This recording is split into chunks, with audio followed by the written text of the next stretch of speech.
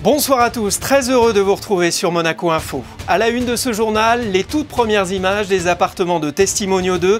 Depuis vendredi, des familles découvrent leur futur logement. Les retours sont très positifs. Nous ferons le point avec le conseiller de gouvernement Jean Castellini. Moins 30, moins 40, moins 50%. Vous avez peut-être déjà profité des soldes d'été qui ont commencé vendredi en principauté.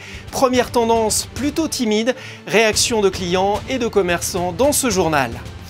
Déception aux Jeux méditerranéens, Antoine Berlin en cyclisme sur route et Veneslas Tomel en saut d'obstacles n'ont pas réussi à se distinguer. Émilie Rousseau, notre envoyée spéciale, nous racontera.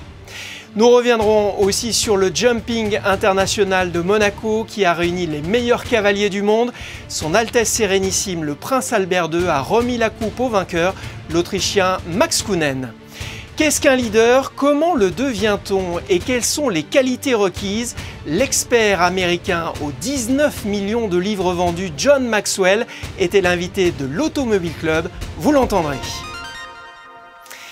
On commence ce 19h par la visite des appartements de Testimonio 2, intérieur de qualité, grand balcon, vue exceptionnelle. Vous entendrez tout à l'heure les premières impressions d'un futur occupant en découvrant son logement. Mais d'abord, faisons un point sur cette opération emblématique avec le conseiller de gouvernement, ministre des Finances et de l'Économie. Bonsoir Jean Castellini. Bonsoir. Deux questions très concrètes pour commencer. Où en est-on précisément des travaux et quand les premières familles monégasques pourront-elles emménager? Les premières familles monégasques pourront emménager au mois de novembre puisque les derniers travaux d'aménagement se poursuivent.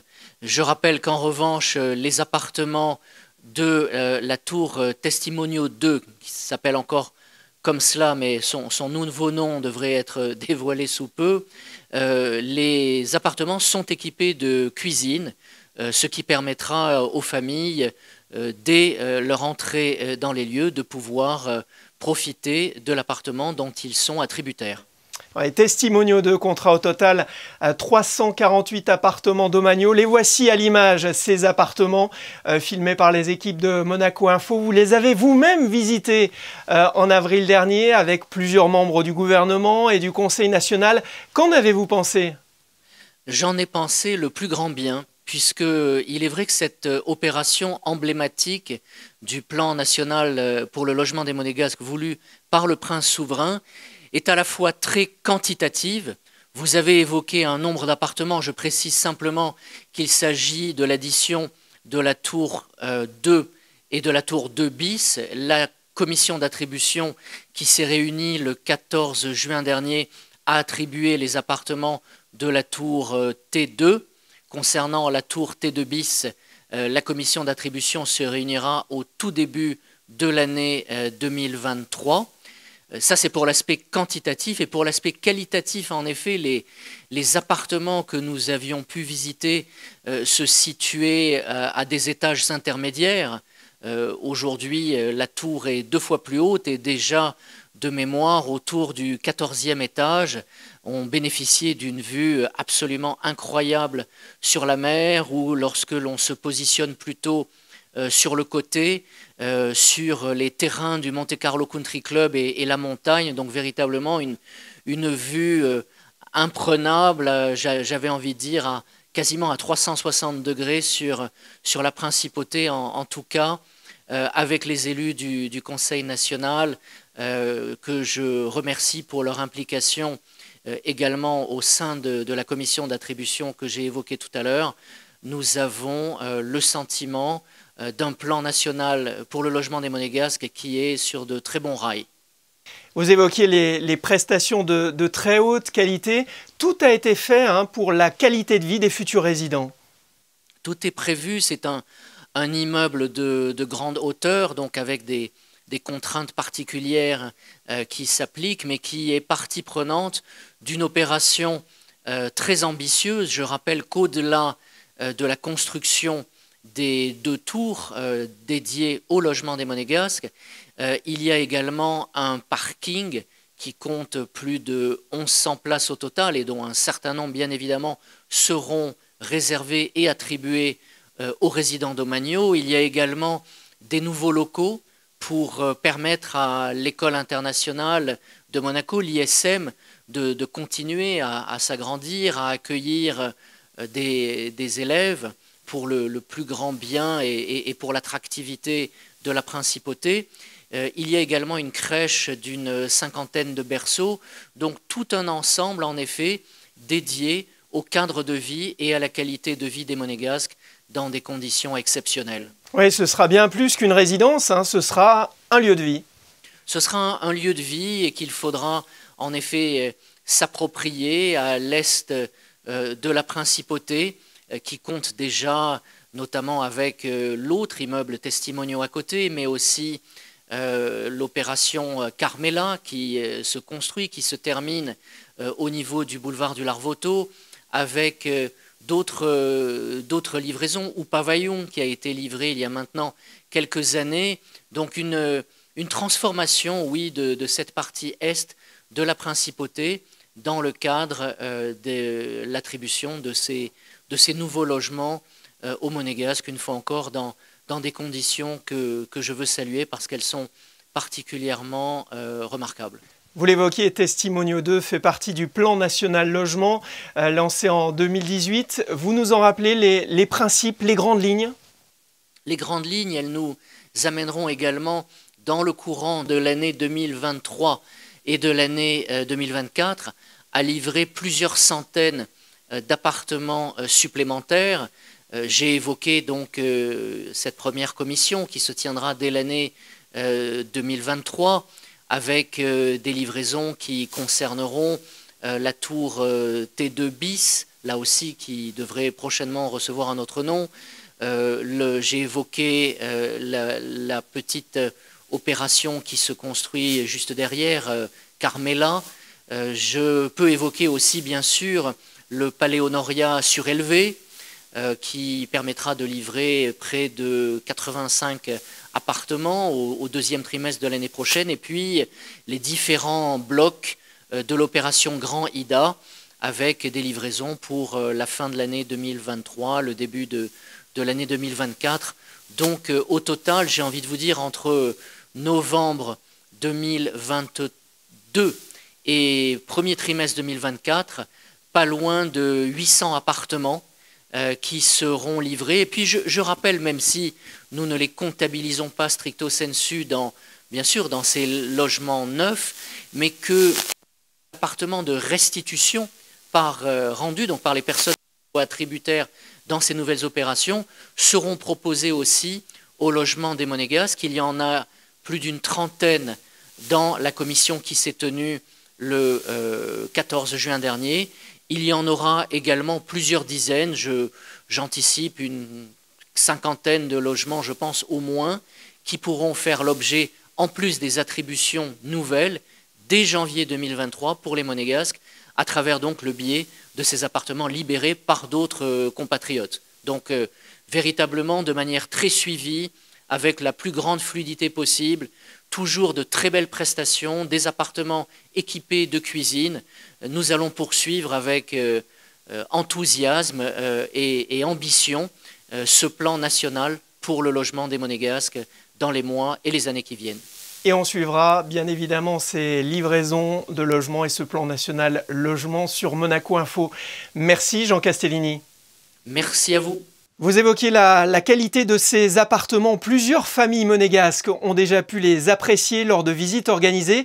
Écoutez un futur occupant ravi et les précisions de Sylvie Rossi, directeur de l'habitat, au micro de Juliette Rappert. Nous sommes au 16e étage donc, de la tour Testimonio 2, agréablement surpris par cette beauté. Sincèrement, avec la vue que vous voyez derrière moi, je suis agréablement surpris.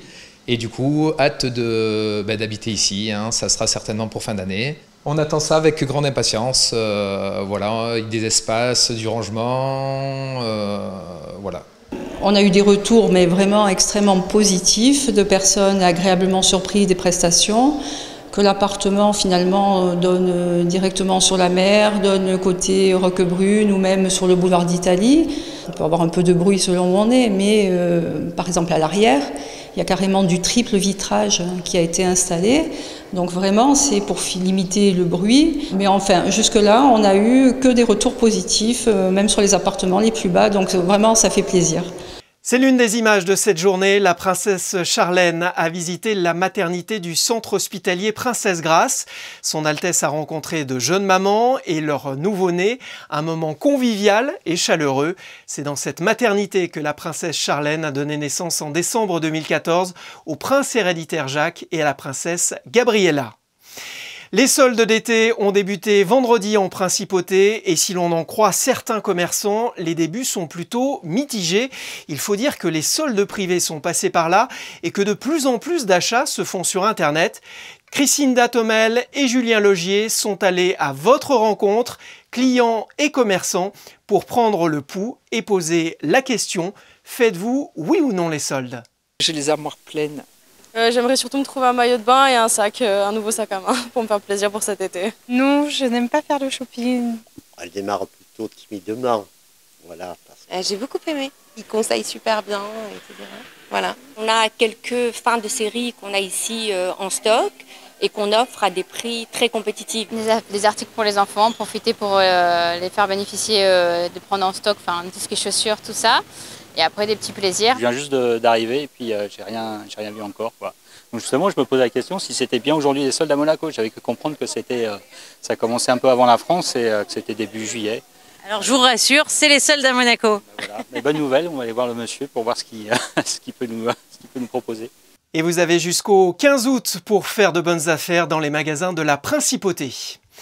Le Tour de France a débuté vendredi dernier à Copenhague, mais le cyclisme joue aussi les premiers rôles en Algérie, où se déroulent actuellement les Jeux méditerranéens.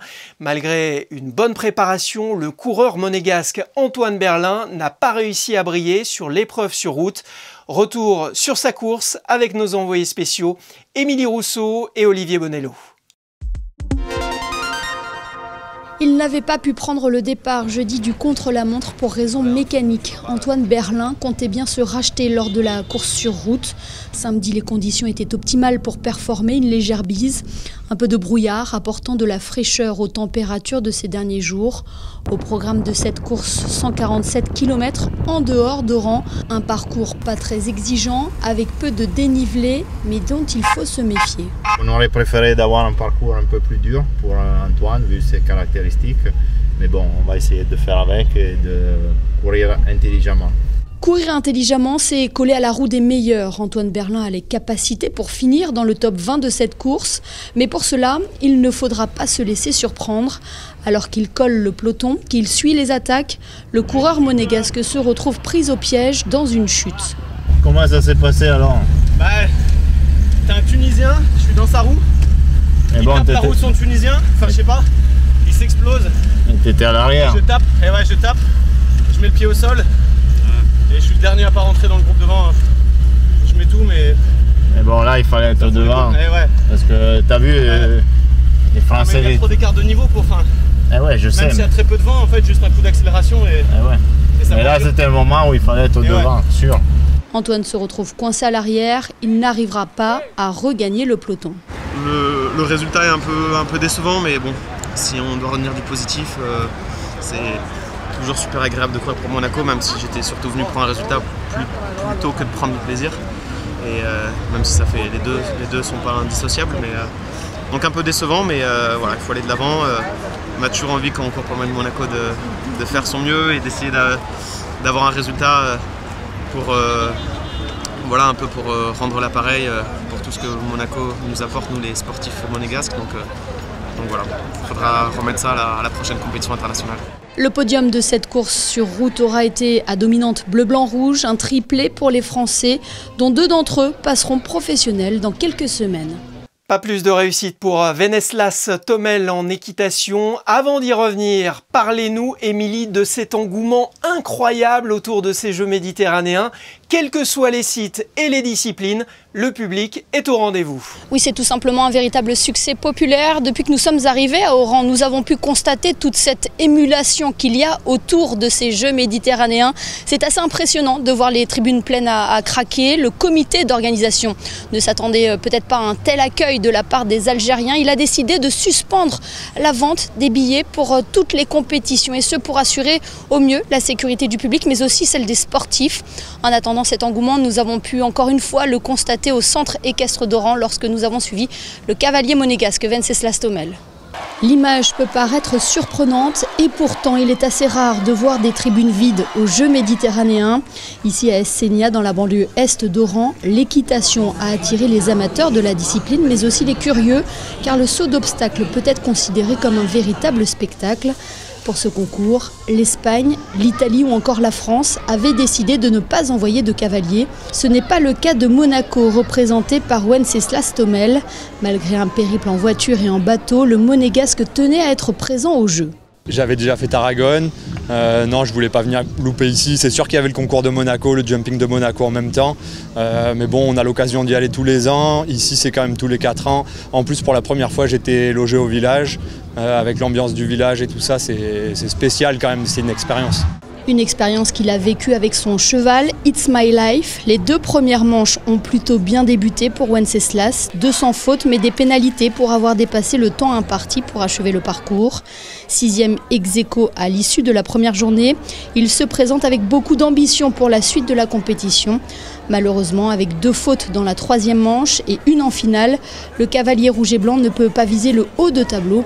Il termine 13e avec pas mal de frustration et de déception, mais retient quand même du positif de sa participation. J'ai envie de dire que je suis quand même aussi satisfait de l'ensemble des 4 manches que j'ai pu sauter. Le cheval il s'est bien comporté, il est un petit peu jeune, il manque un petit peu d'expérience pour ce niveau de compétition. Moi j'ai le sentiment d'avoir assez bien monté, lui il s'est bien comporté, donc j'en garde du positif quand même. Compétiteur dans l'âme, Wenceslas Tomel sait que chaque compétition ne peut être que constructive. Il se servira de ces Jeux en Algérie pour continuer de faire briller au mieux la principauté lors de ses prochains concours. Merci Émilie, on vous retrouvera demain pour le dernier jour de ces Jeux méditerranéens. L'équitation à l'honneur aussi en principauté avec le Jumping International de Monte-Carlo ce week-end. Le Grand Prix du Longines Global Champions Tour est venu clore ces 3 jours de compétition sur le port Hercule. Sandrine Nègre et Thomas Deus étaient sur place. Une édition couronnée de succès. Il faut dire que pendant 3 jours, les meilleurs cavaliers du monde se sont succédés. L'Autrichien Max Könner s'est imposé samedi soir sur le port Hercule après un très beau parcours sur ce prestigieux Longines Global Champions Tour Grand Prix du Prince. Max Könner a donc reçu pour la première fois de sa carrière le trophée des mains de son Altesse Sérénissime, le Prince Albert II. Il faut dire qu'en ayant décroché la 2e place l'an dernier, l'Autrichien avait une soif de revanche. Un travail d'équipe a permis ce résultat avec son cheval Coriolis des Îles. Sur le podium également, le Belge Olivier Philippert sur H&M Miro complète le podium et l'Irlandais Dara Kenny survolé du Bois de Ville.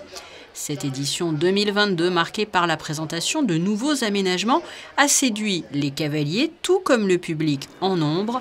Quelques heures plus tard, dimanche matin, place, vous le voyez, aux équipes en charge de transporter tout ce qui composait ce jumping, comme bien sûr les nombreux box. Le démontage s'est poursuivi lundi.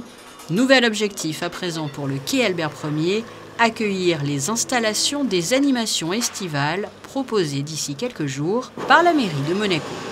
En sport comme en politique ou en entreprise, comment devient-on leader? Quelles sont les qualités requises? John Maxwell est un expert en la matière. L'auteur et conférencier américain a déjà vendu plus de 19 millions de livres sur le leadership. Il était l'invité de l'Automobile Club et s'est confié à Sandrine Nègre et Julien Logier.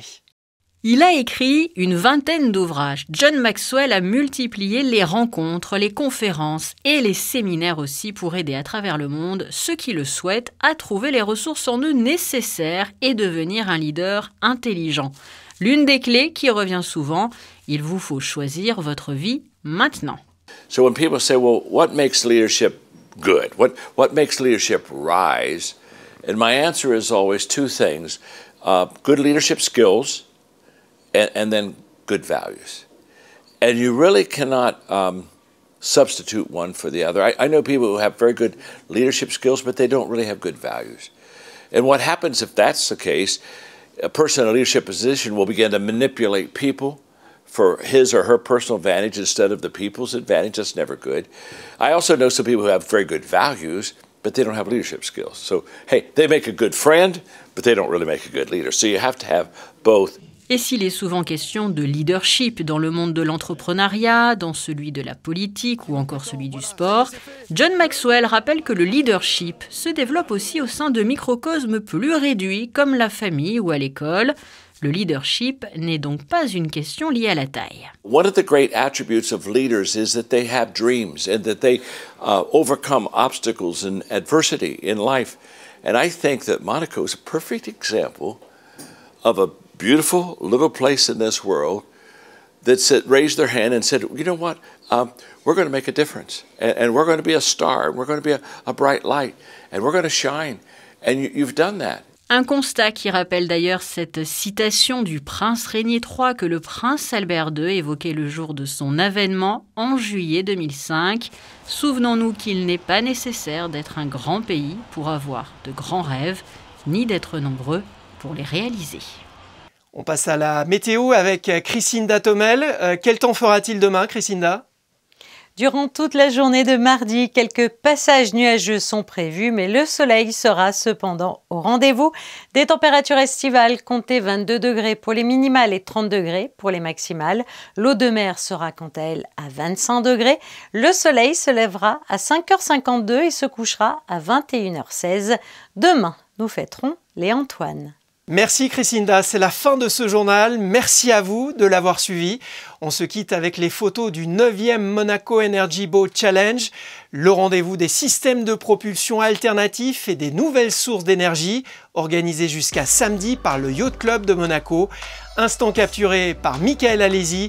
Nous y reviendrons dans nos prochaines éditions. Excellente soirée.